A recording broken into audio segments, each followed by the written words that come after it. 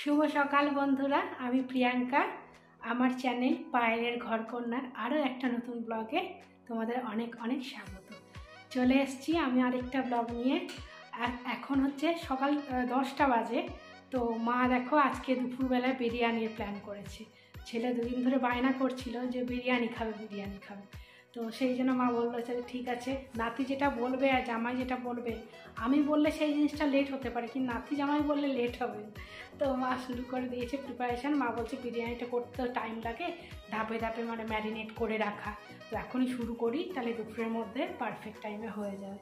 দেখো এদিকে মা সব জোগাড় করে রেখেছে, পেঁয়াজ কেটে রেখেছে। সামনে ক্যামেরা থেকেই দেখাচ্ছি, ফ্রন্ট ক্যামেরা থেকে।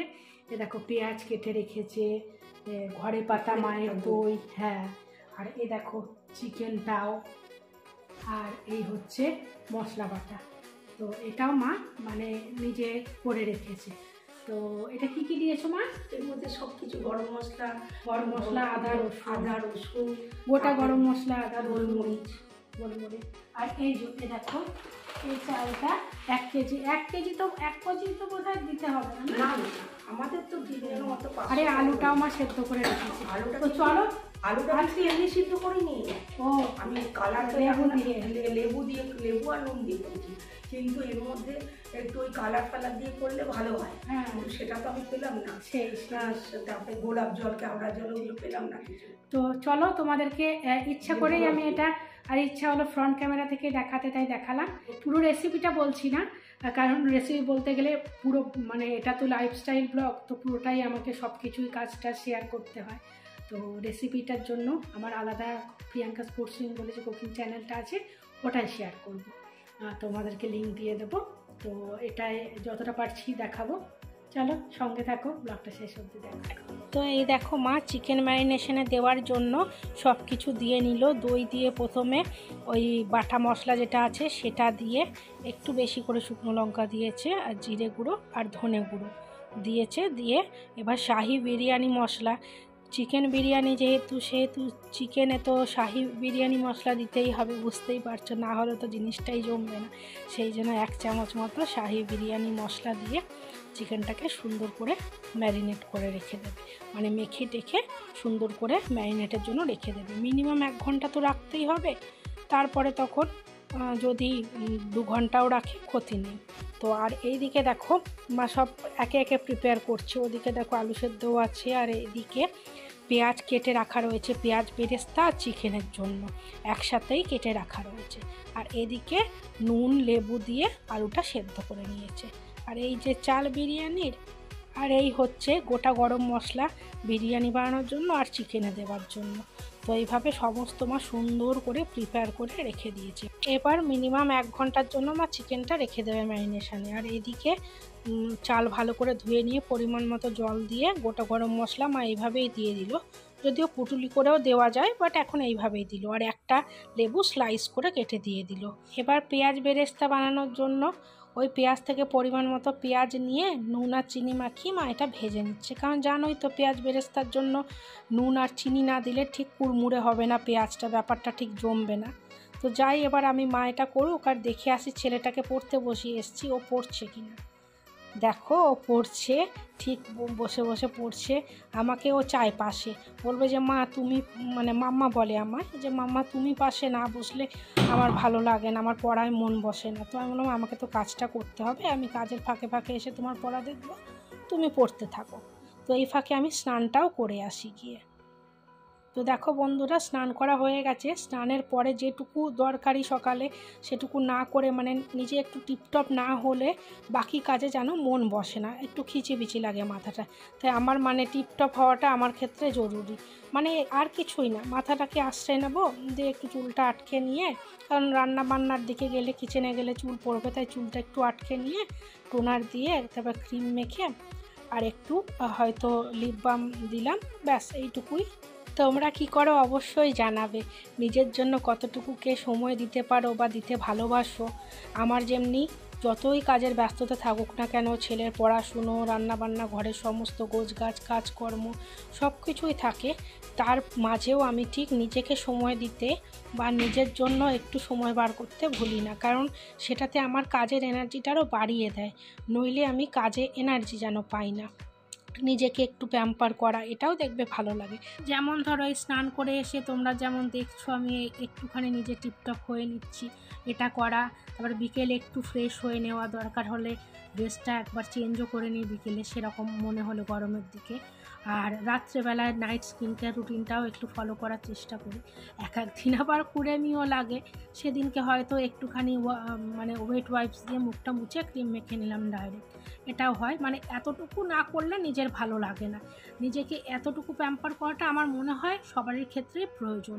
তারপর সময় পেলাম তো একটুখানি সাজুগুজু করলাম বেশি করে, দিয়ে হয়তো সাজুগুজু করলেই মনে হয় যে একটু রিলস বানাই, তো সেটা করি। বা হয়তো নেল পালিশ পরলাম, দেখো আমার হয়ে গেল কথা বলতে বলতে। এইবারে দেখছি মা চিকেনটা অলরেডি বসিয়ে দিয়েছে, অনেকটা হয়েও গেছে।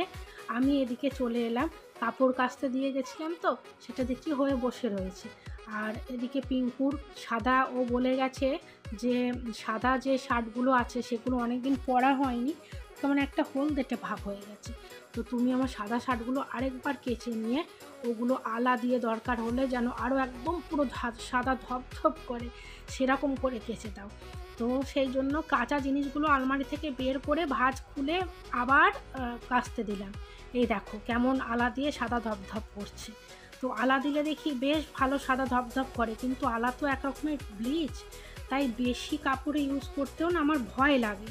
কিন্তু ওকে কে বোঝাবে, ও বলে না এটা না দিলে ঠিক সাদাটা হয় না। ভাবলাম আমার একটা লেগিংস আছে সেটাও দিয়ে দিই। তো দেখো পিঙ্কুর 3টে শার্ট আর আমার লেগিংসটা, 4টে সাদা জিনিস টোটাল আমি আলাতে কেচে ধুয়ে মেলে দিলাম।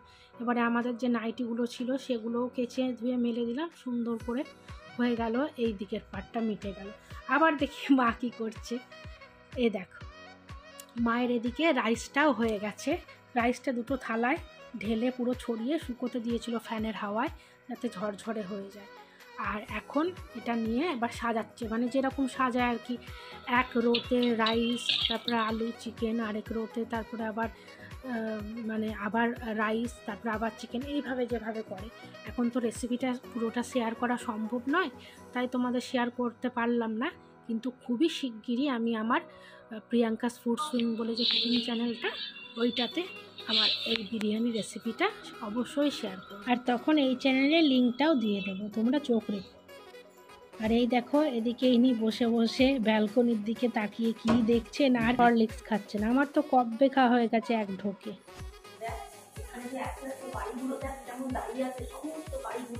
মোটরসাইকেল সব চারিদিকে গাছ ফাছ সবাই টপ টপ গুলো সব বাইরে রেখে দিয়েছে, কিন্তু কোনো কিছু দেখ চুরিও হয় না, কিছুই হয় না। দেখ বাইরে সময় রাখা থাকে, হ্যাঁ সব সময় দেখ বাইরে কত গাছ গাড়ি, এখন তো কম আছে, তুই দেখ যত আসছে গাড়ি রেখে দিয়ে যাচ্ছে, কিন্তু কোনোদিন কিছু হয় না। দেখ গাছের ফুলগুলো কেউ ছেড়েও না, কিছুই করে না, কত সুন্দর। মাকে এখন উইমেন্স হরলিক্স দিয়েছি, আমাকেও মানে মাই গুলে দিয়েছে আমার আর মায়ের জন্য। তো মায়েরটা পড়ে থাকছিল আর মা ওই ইয়ে করছিল, কাজ করছিল। মাকে জোর করে নিয়ে আনলাম, আমারটাও আমি বলছি তুই আগে খা তারপরে আমি খাচ্ছি, তোরটা খাওয়া দেখি যেটা করে মায়েরা। তারপরে আমি বললাম যে আমি খেয়ে নিলাম, তুমি দেখো। তারপরে এই যে আমি এক ঢোকে 1 মিনিটের মধ্যে আমার শেষ হয়ে গেল। মা ওইটুকু নিয়ে খাচ্ছে, বোধ হয় 15 মিনিট। গরম গরম নিয়েছি, তোমাকে ঠান্ডা ঠান্ডা দিয়েছি। হ্যাঁ আমি ঠান্ডা ভালোবাসো বলে, আর আমি গরম ভালোবাসি, সেই জন্য এতক্ষণ টাইম লাগে। আর কি বলবো, চলো ঠিক আছে, সঙ্গে থাকো। আমি না খেলে, তুমি না খেলে তো আমি তো ঠিক খেয়েই নেবো, কিন্তু তুমি রেখে দেবে, তোমার চালাকি আমি জানো, সেই জন্য ভাবো তুই আগে খা আমি তারপরে খাবো। তো দেখলেই তো এতক্ষণ ধরে আমাদের মামের পুরো দমে কাজ চলছিল। এবার একটু বসে হরলিক্স খেলাম, তারপরে দেখি আর কি কি কাজ আছে সেটা করে নিয়ে, এখনও বেশি টাইম হয়নি। তারপরে মানে আমরা ভেবেছিলাম যে বিরিয়ানিতে অনেকটা লেট হয়ে যাবে, কিন্তু যেহেতু মা 10টা নাগাদ স্টার্ট করে দিয়েছে বিরিয়ানিগুলো মানে প্রিপারেশান, তাই জন্য একদমই লেট হয়। তো ঠিক আছে, 2টোর সময় খেয়ে নেবো, আবার পরে আসছি। দেখো আজকে মায়ের হেভি এনার্জি, কত কাজ মা করছে, আজকে বেশিরভাগ কাজই মা করছে। মানে বিরিয়ানিটাও তো মা বানালো, বললো আমি বানিয়ে দিচ্ছি। মায়ের হাতে বিরিয়ানিটা খুবই ভালো হয় বলে আমিও লোভ সামলাতে পারলাম না। তারপরে বুঝতেই পারছো বিরিয়ানি হলে কি পরিমাণ বাসন কোসন নামে, সেই বাসনগুলো সব একা মাজলো ধুলো। এবার কাউন্টার টপটা বেশ ভালো করে মুছে দিচ্ছে। এমন যে যাকে ভালো হলো, আমার একদিনের একটা বড় কাজ, মানে এই রান্না করা তো নয়, রান্না করার পরে এই পুরো কিচেন ক্যাবিনেটটাকে ভালো করে মোছা, এইটা কিন্তু একটা অনেক বড় কাজ। এই কাজটা মা করে দিল বলে আমি সব থেকে বেশি খুশি। আর জলগুলো মাই ভরে রোজ, অ্যাকোয়াগার্ড থেকে নিয়ে প্রত্যেকটা বোতলে বোতলে, যে যতবার খায় কেমন কখন খালি হয় আমি বুঝতেও পারিনি। তো যাই, আমিও ওই দিকে কাপড়গুলো শুকিয়ে গেল কিনা দেখি। এইটা হচ্ছে আমাদের ডাইনিংয়ের ব্যালকনি। তো এই দিকে আমি সকাল সকাল 2টো চাদর মেলেছিলাম, তো দেখছি শুকিয়েও গেছে, কারণ একদম রোদটা প্রখর থাকে তো সেই জন্য। ওই ব্যালকনিটায়, মানে ওয়াশিং রুমের ব্যালকনিটায় তোমরা তো দেখলেই কটা নাইটি আর ওই সাদার জিনিসগুলো মেলেছিলাম, আর এই ব্যালকনিতে 2টো চাদর মেলে দিয়েছিলাম, তো শুকিয়েও গেল। এরপরে এইগুলোকে ভাবছি ভাঁজ করে নিই, কারণ এখন একটু টাইম আছে, খেতে একটু লেট আছে।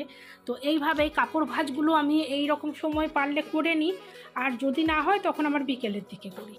তোমরা বন্ধুরা আমার যারা ব্লগ দেখো নিয়মিত, তোমাদের কাছে একটা রিকোয়েস্ট, যে পারলে একটু কমেন্ট করে জানিও, তাহলে আমার ভালো লাগবে। তোমরা চুপচাপ দেখো কিন্তু একটাও কমেন্ট করো না, এটা একটু খারাপ লাগে।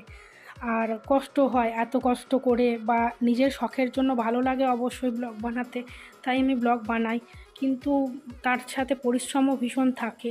তো সেই জন্য একটু এক্সপেকটেশন শুধু তোমাদের থেকে থাকে, যে তোমরা ব্লগ দেখে লাইক আর ভালো লাগলে নিজের প্রিয়জনদের মধ্যে একটু শেয়ার করে দিও, আর সেটা না পারলে অ্যাটলিস্ট একটু ছোট্ট কমেন্ট করেও জানিও কোনটা ভালো লাগলো, কি ভালো লাগলো, বা হয়তো কিছু ভুল ত্রুটি থাকলে অবশ্যই জানাবে, সেটা তোমাদের মনের মতো করে করার চেষ্টা করব, কিন্তু অ্যাটলিস্ট কমেন্টটা করলে ভালো লাগে। আর যারা আমার ব্লগ মোটামুটি নিয়মিত দেখো বা দেখতে ভালোবাসো কিন্তু সাবস্ক্রাইব করোনি, তারা যদি চাও তো আমার চ্যানেলটা সাবস্ক্রাইব করে আমার ইউটিউব পরিবারের একজন সদস্য হয়ে যেতে পারো, আর আমার পাশে থেকে আমাকে এভাবেই বরাবর সাপোর্ট করে যেও। আর আমার নতুন বন্ধুদের জন্য বলছি, যে আমার কোনো নতুন বন্ধু যদি আজকে আমার ব্লগটা হয়তো প্রথম দেখছো, বা যেদিন আমার যে ব্লগটা প্রথম দেখবে, দেখে যদি একটু ভালো লেগে থাকে তাহলে একটু লাইক করে দিও, আর কমেন্ট করে জানিও যে তুমিও নতুন দেখছো, ভালো লাগলো। আর তাহলে তারাও যদি ইচ্ছে হয় তো আমার চ্যানেলটা সাবস্ক্রাইব করে আমার পাশে থেকে যেও। দেখো তোমাদের সাথে কথা বলতে বলতে আমি রোদ থেকে নিয়ে আসা জামা কাপড়গুলো মোটামুটি সুন্দরভাবে ভাঁজ করে ওয়ার্ড্রপে তুলে রাখছি। আর পিঙ্কুর সাদা শার্টগুলো এখনও রোদে দিয়ে রেখেছি, আরেকটু কড়কড়ে হবে, তারপরে ওগুলোকে ডাইরেক্ট আয়রন করে ভাঁজ করে তবেই ওর আলমারিতে তুলে রাখবো। ওর আলমারি অন্য রুমে আছে। আর এই দেখো, আমি আমার আলমারি প্রচণ্ড পারফেক্টলি গুছিয়ে রাখতে পছন্দ করি, এই ব্যাপারটা আমি ভীষণ খুঁতখুঁতে। সমস্ত আলমারিতে প্রত্যেকটা জামা কাপড় আমার বা সবারই একদম পারফেক্টলি সুন্দরভাবে সারি সারি করে গুছিয়ে না রাখলে আমার শান্তি হয় না। ওই জন্য পিঙ্কু নোংরা করলে আমি রেগেও যাই ছেলের ওপর, পিঙ্কুর ওপর। যাই হোক, অনেক বকে ফেললাম, সঙ্গে থাকো, খেয়ে আসছি। এই দেখো এদিকে মা কি করছে, আজকে মাকে কাজেই ভর করেছে। খাওয়ার পরে পরে একটু রেস্ট না নিয়ে মা গাছের পরিচর্যা করতে এত ভালোবাসে, সকালবেলাতে, দুপুরবেলাতে সুযোগ পেলে, বিকেলবেলাতে, মানে গাছ নিয়ে কাজ করতে খুব ভালোবাসে। তো তোমাদেরকে আগের দিনের ব্লগে দেখিয়েছিলাম না, যে মা কলার খোসাগুলোকে রোদে শুকিয়ে সেগুলোকে কেটে কেটে ছোট করে তারপরে মিক্সারে পাউডার বানিয়ে স্টোর করে রেখে দিল। তো সেইগুলোই বলেছিলাম তোমাদেরকে, যে আবার যখন মা গাছে দেবে তখনও তোমাদের সাথে শেয়ার করব। তো দেখো আজকেই মা ওগুলো মাটি খুঁড়ে খুঁড়ে সমস্ত টবের ধারে ধারে দিয়ে দিচ্ছে সুন্দর করে। এরপরে মাটিগুলো আবার সুন্দর করে মিশিয়েও দেবে, দিয়ে জল দিয়ে রেখে দেবে। এটা হচ্ছে পুষ্কু নয়নতারা গাছ, কোত্থেকে পেয়েছে কে জানে। আর এই হচ্ছে আরও নতুন কলার খোসা, যেগুলো রোদে শুকোচ্ছে, একই রকমভাবে এগুলোরও পাউডার তৈরি হবে। আর দেখো এবার লেবু গাছটাই করছে। লেবু গাছটার প্রতি মায়ের প্রচণ্ড মানে ভালোবাসা একটু বেশি, এর জন্য অনেকটা বড় একটা টবের দরকার ছিল, কিন্তু তোমরা তো দেখে বুঝতে পারছো ব্যালকনিটা সরু, অলরেডি এতগুলো টব দেওয়া হয়েছে, এর ওপর এখানে একটা বড় ভারী টব রাখাটা রিস্কি হয়ে যাবে, তাই এভাবে ম্যানেজ করতে হয়েছে আর কি। তো ঠিক আছে, আবার পরে ফিরে আসছি, সঙ্গে থেকো, একটু রেস্ট নিই। আবার এলাম অনেকটা সময় পরে, একদম ডাইরেক্ট রাত 10:30 বাজে এখন আমরা ডিনার করব।